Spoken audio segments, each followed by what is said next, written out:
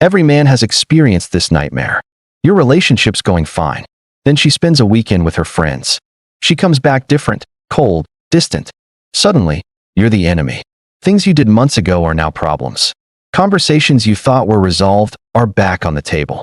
Her friends didn't just give advice. They reprogrammed her against you. But here's the truth nobody wants to admit. Those friends aren't changing her. They're revealing who she really is. Let me explain what's actually happening when her friends turn her against you and why fighting this battle is already losing it. Your partner's friends reflect her personality, not the cause of it. This is the hardest pill to swallow. People choose friends who validate their existing beliefs, who share their values, who reinforce their worldview. That toxic friend who always tells her to leave you. Your girlfriend chose her. That bitter divorced friend who sees red flags everywhere. Your wife sought her out. These aren't random associations. They're deliberate selections that mirror her internal state. Think about your own friends. You choose guys who think like you, who share your interests, who see the world similarly. You don't hang out with people who constantly challenge your core beliefs or make you uncomfortable. Neither does she. Her friend group is a mirror of her psychology. When they speak, they're echoing thoughts she already has. I had a client whose wife had this friend. Let's call her Sarah. Sarah was divorced, bitter, always talking about how men are trash. My client blamed Sarah for his marriage problems. She's poisoning my wife against me. Then Sarah moved across the country. Within 3 months, his wife had a new friend, Lisa. Same energy, same advice, same toxicity.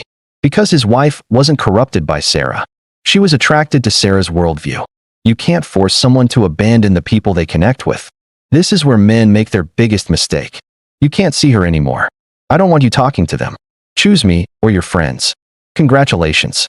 You just became the controlling villain in the story she's about to tell those exact friends. You've proven their point that you're problematic. The rebellion this creates is immediate and intense. She'll see them in secret. She'll lie about where she's going. She'll create hidden group chats. She'll meet them during work hours, and every second she spends sneaking around, she's building resentment against you for making her do it. You haven't eliminated the influence, you've strengthened it. I watched this play out with my own neighbor. Husband forbade wife from seeing her party girlfriends. She started having work emergencies every Friday. Gym classes that lasted 4 hours. Family visits where family hadn't seen her. The marriage didn't survive the year, not because of the friends, but because of the control and deception that followed. Removing one friend simply leads to another identical one. It's like playing whack-a-mole with her social circle. Block Jessica. Here comes Jennifer with the same energy. Cut off Amy. Meet Amanda with identical advice, because she's not randomly meeting these people. She's seeking them out. She's attracted to their frequency because it matches hers. The pattern recognition here is crucial. If every friend she makes is negative about men, critical of relationships, encouraging conflict, that's not coincidence, that's selection. She's choosing these people because their worldview resonates with something inside her. You're not fighting her friends. You're fighting her internal beliefs being validated externally. Her friends amplify what she already feels but doesn't say. This is the mechanism most men don't understand. She has a frustration, maybe small, maybe suppressed. She mentions it to friends. They validate it, expand it, catastrophize it. He didn't text you back for 2 hours. Girl, he's probably cheating now.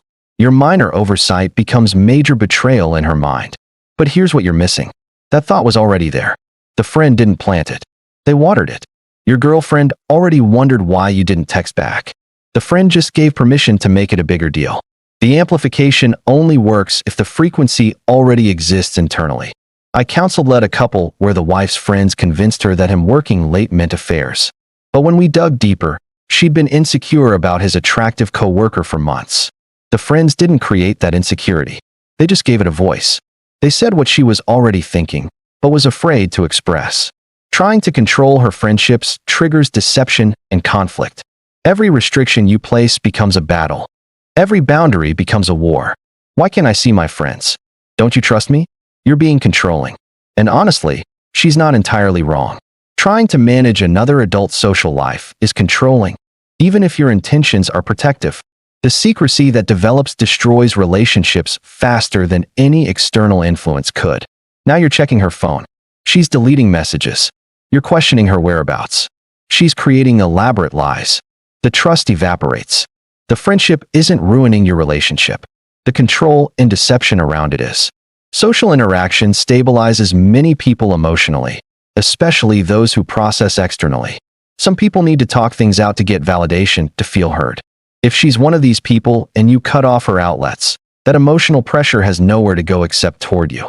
You become the sole target of every frustration, every doubt, every fear. I've seen men create the very monster they were trying to avoid. Wife was generally happy, but had one complaining friend. Husband forbids the friendship. Wife becomes isolated, frustrated, resentful. Now instead of venting to her friend about small things, she's exploding at him about everything. He removed the pressure valve and wonders why the boiler exploded. Restricting her social life doesn't solve relationship problems. It masks them temporarily. Even if you successfully isolated her from every friend, the core issues remain. Her insecurities don't disappear. Her frustrations don't vanish. Her personality doesn't change. You've just removed the external manifestation, not the internal reality. The problems always resurface, usually worse. Without friends to process with, she processes internally. Thoughts spiral, resentments build, assumptions multiply. Then one day, it all comes out at once. I've been thinking about this for months. And you realize the friends weren't the problem. They were actually diffusing the bomb slowly instead of letting it build. Self-change only happens when someone chooses it themselves. You cannot force growth. You cannot mandate maturity. You cannot demand someone see their friend's toxicity. They have to recognize it themselves, decide it doesn't serve them, choose to distance themselves.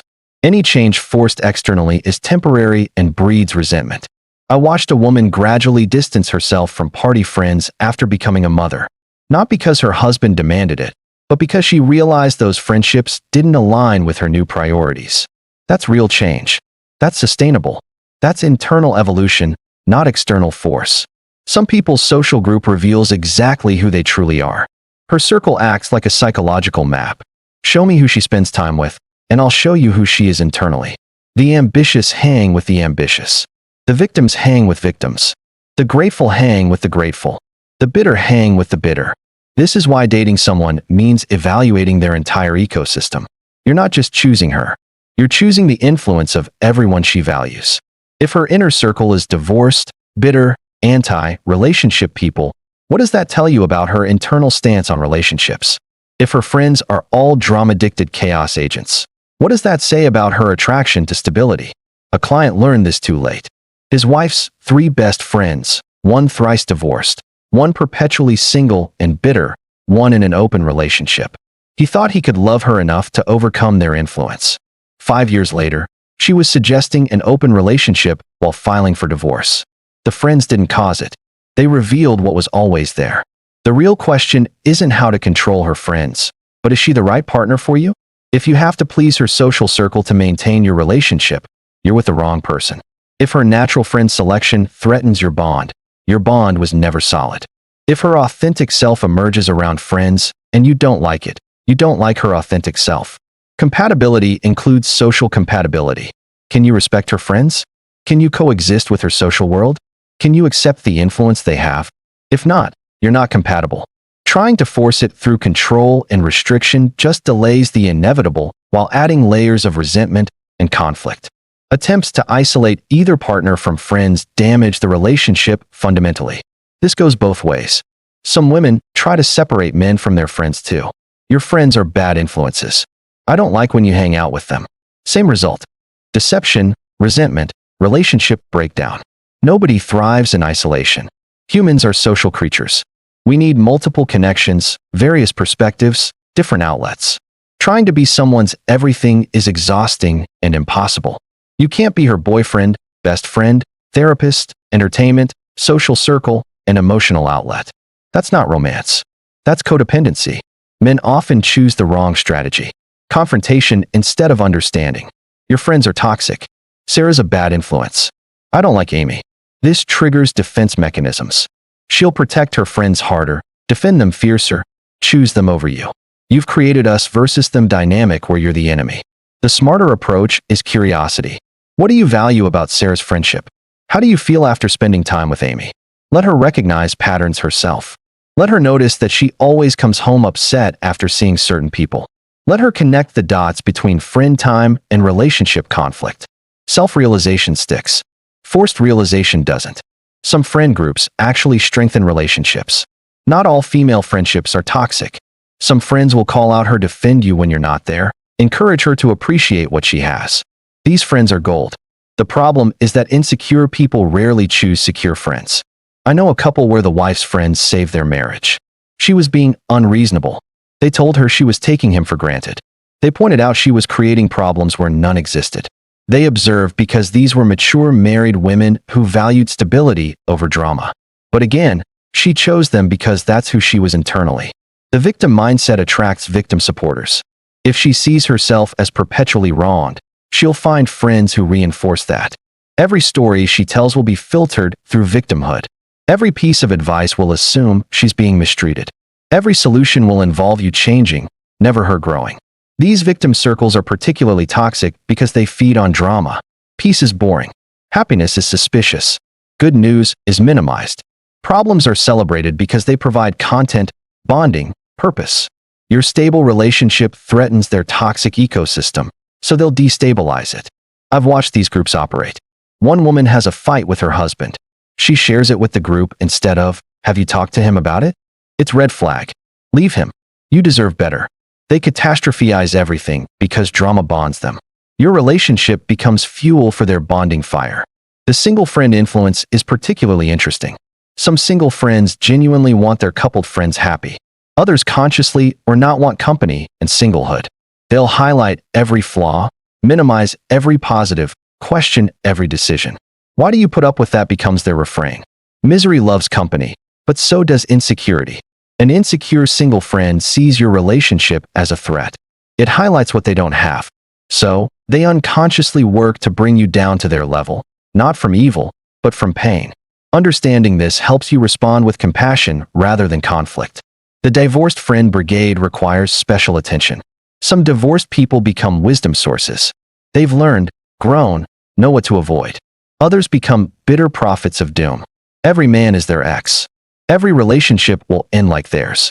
Every conflict is the beginning of the end. If her divorced friends are all victims of terrible exes, warning signs should flash. Either she has terrible judgment in choosing friends, or she's attracted to victim narratives. Either way, you're going to become another terrible ex in their collective story eventually. Social media has amplified friend influence exponentially. Now it's not just her 5 close friends. It's 500 Facebook friends commenting on your relationship. Every conflict becomes crowdsourced. Every decision gets voted on. Your private life becomes public entertainment. She posts something vague about being upset. Suddenly 50 people are asking, what did he do? Assuming you're at fault. The echo chamber activates. The validation flows. By the time she comes home, she's received 100 messages confirming you're wrong. She's right, and she deserves better. The group chat phenomenon has made this worse. There's a constant running commentary on your relationship happening in real time. You have a small disagreement. She's typing about it before you finish talking. 5 friends are responding before you've apologized. The jury has decided before court has concluded. The emotional contagion in these groups is remarkable. One person's bad day becomes everyone's bad day. One person's relationship doubt spreads to all relationships. One person's divorce triggers everyone to question their marriages. It's psychological virus spreading through emotional proximity. I've seen entire friend groups divorce in sequence. First one leaves her husband. She's liberated, free, living her best life on social media at least. Second friend thinks if she can do it. Third friend starts noticing more problems. Within 2 years, 4 divorces from one friend group. Correlation or causation? Both. The party phase friend keeping her in college mode is common. This friend never grew up. Still living like she's 22 at 35. Every weekend is shots and clubs. Every conversation is about hot guys and wild nights. Your girlfriend regresses around her. Becomes someone you don't recognize. The transformation is jarring. Your mature partner becomes a giggling party girl. Your responsible girlfriend becomes reckless. Your committed wife becomes a flirt. Then she comes home and wonders why you're upset. We were just having fun. But fun at what cost to your relationship? The career woman friend who sees relationships as oppression presents another challenge. She's successful, independent, sees men as optional at best, obstacles at worst. Every domestic expectation is sexism. Every compromise is surrender. Every traditional dynamic is patriarchy. Around her, your girlfriend starts questioning everything. Why should she cook if you both work? Why should she compromise her career for kids? Why should she take your last name? Some of these are valid questions, but the framework is always adversarial. Always you versus her, never partnership. The spiritual friend who encourages finding herself often means finding someone else. You need to explore. You need to grow. You're meant for more than this. Translation: your stable relationship is holding back her enlightenment. Stability becomes stagnation in this narrative. These friends often encourage breaks, solo trips, space to think. They plant seeds of dissatisfaction with normal life. They make drama seem like growth. Chaos seem like evolution. Destroying stability seem like breakthrough. Your boring, peaceful relationship becomes the enemy of her becoming. The family friend who never liked you is playing the long game. Maybe it's her sister, her cousin, her childhood friend. They knew her before you. Will know her after you. And they're waiting. Every mistake you make is cataloged. Every conflict is remembered. They're building a case for your eventual dismissal. These long-term players are particularly dangerous because they have historical authority. I've known you longest. I know what's best for you. They reference her past self, who she was before you, implying she was better then. They're not trying to improve her present. They're trying to restore her past. The work friend who becomes too involved presents professional complications. Now your relationship issues affect her work environment. She's processing your fights at the office. Her colleague knows your bedroom problems. Professional and personal boundaries blur until everyone at her job has opinions about your relationship. The emotional labor these friendships require often exceeds relationship energy.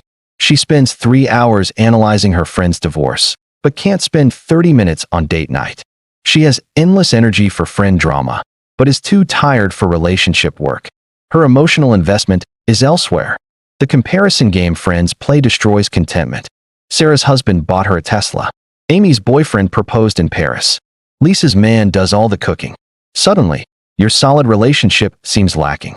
Not because it is, but because comparison is contentment's death. These comparisons are always curated. She doesn't see Sarah's husband's debt from the Tesla. Amy's Paris proposal preceded a terrible marriage. Lisa's cooking boyfriend is unemployed, but context doesn't travel through friend groups. Only highlights do. The emotional vampire friend who feeds on drama needs your relationship to have problems.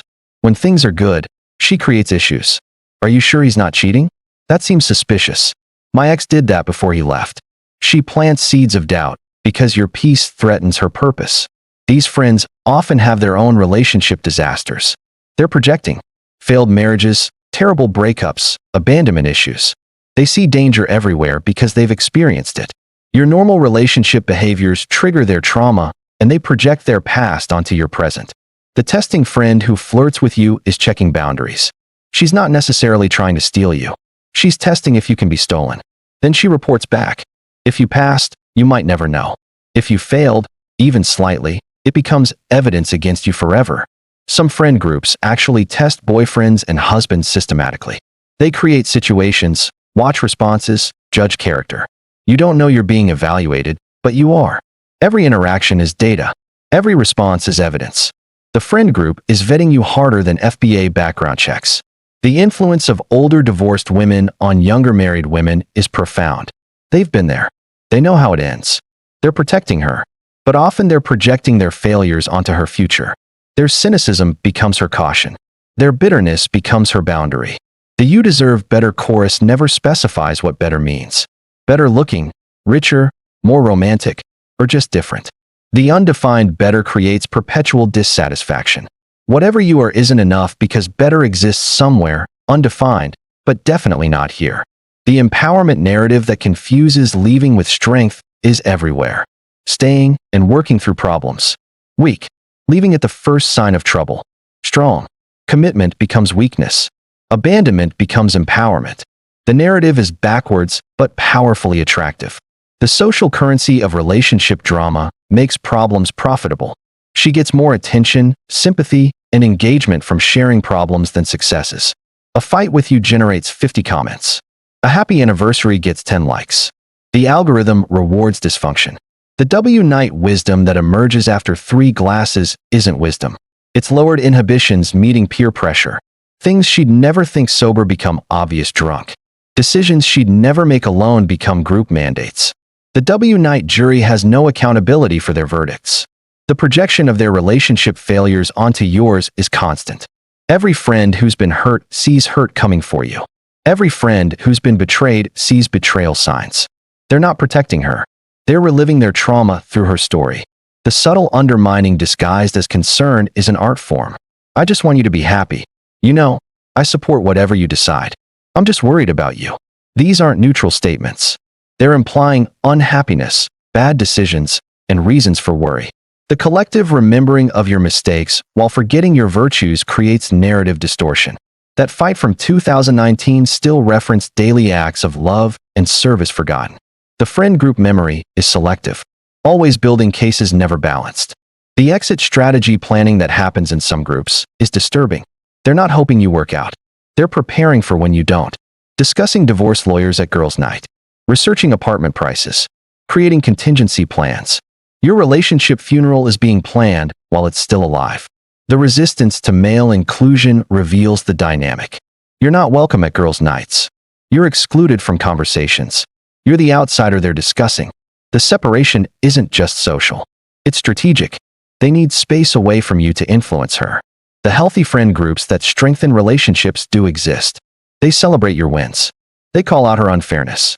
They remind her of your good qualities during conflicts. They encourage resolution, not destruction. But these groups require emotionally mature individuals. The recognition that she chooses her circle is crucial.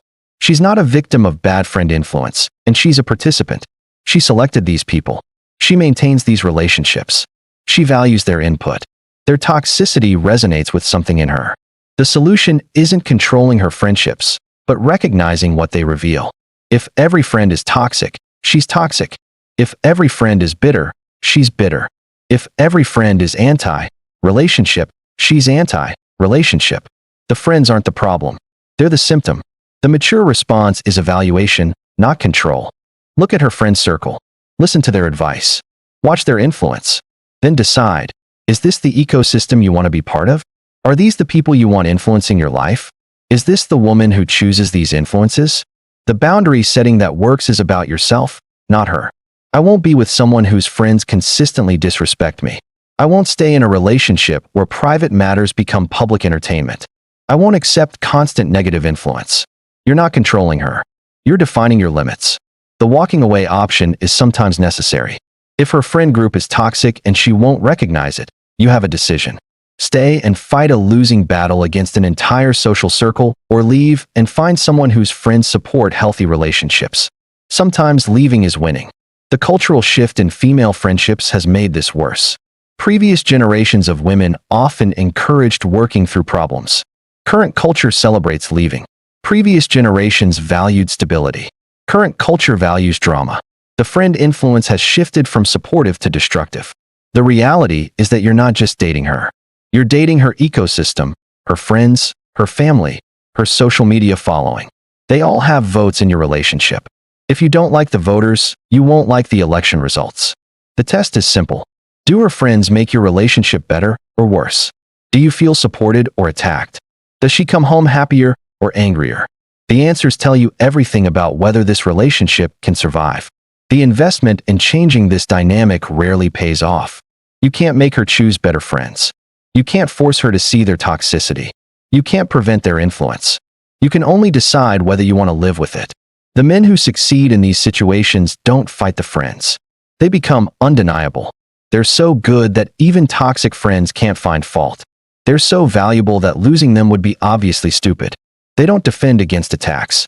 They transcend them. But most men can't maintain that level of perfection, nor should they have to. Relationships shouldn't require being perfect to survive friend scrutiny. If you need to be flawless to be accepted, you're with the wrong person surrounded by the wrong people. The final truth is this.